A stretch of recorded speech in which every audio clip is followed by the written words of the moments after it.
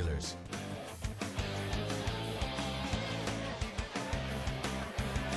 I like it. I like the photos. That is not a member of my family or Steve's family.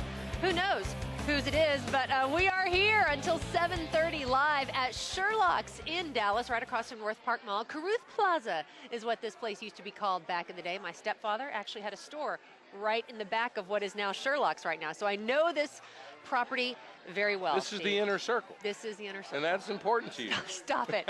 Stop it. Now, tonight on the Fan Sports Show, we're taking a look and speaking to some of those legendary Cowboys who brought the Super Bowls to Dallas. And you got a chance to talk to a special teams guy who meant so much to Dallas in the 90s. Yeah, and yesterday marked the 20th anniversary of Jerry's first Super Bowl in January of '93.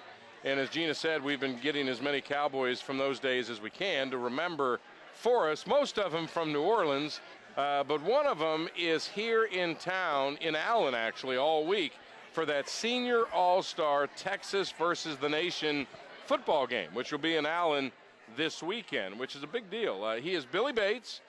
He has coached the Texas team. This is the 5th year now that he's been the coach, and we went up there to say hello to him, and it was fun getting caught up with him. And his memory of the Super Bowl 20 years ago, a little different than most because he was hurt that year and didn't get to play in it, so his memory is a little more fun. Listen. After the game, he grabbed me, got the Stephen and Jerry Jr. and put me on a helicopter.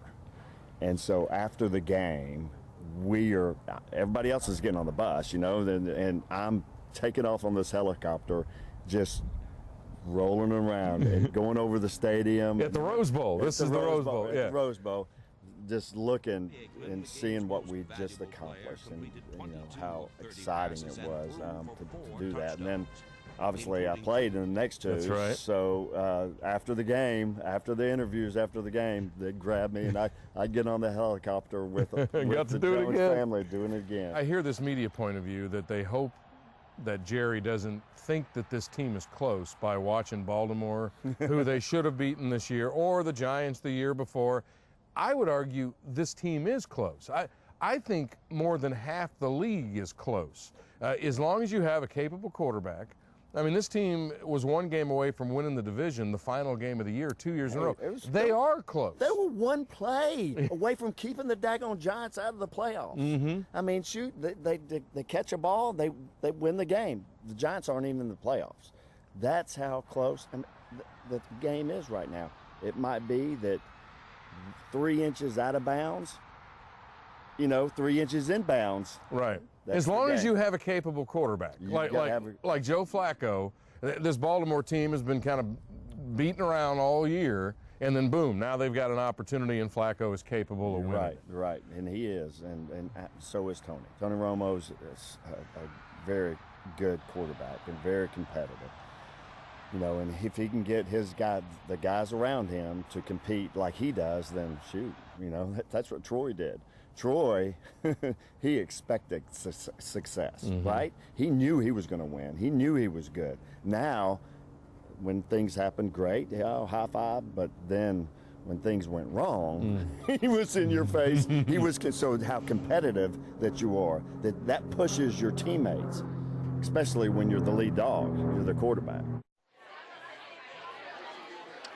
All right, now one of the things, Bill Bates lives in Ponte Vedra. Yeah, thank you. In Florida, coaches there. He coached Tim Tebow for 2 years. Isn't that crazy? At his high school, Nice High School, I think it is. Yeah. And he told me that he was a really good player. That's where he lost me. Really? Did he think he was a good quarterback? Yeah, he loves it. He loves him. He just glowed about him. Well, he was one of those players very similar to Bill Bates in college, at least kind of trying to get to the professional level. Worked hard, played football hard, and earned the respect of people for his work ethic. I'll put it that way. Okay. He loved him. Okay, interesting. More with Steve as we continue here live at Sherlock's in Dallas. When we come back, we're hearing from two of the greats, Troy Aikman and Roger Staubach. What's it like playing in the Super Bowl and winning it multiple times? What's the biggest challenge in the days leading up to that game? They discuss that with Babe Loffenberg when we come back.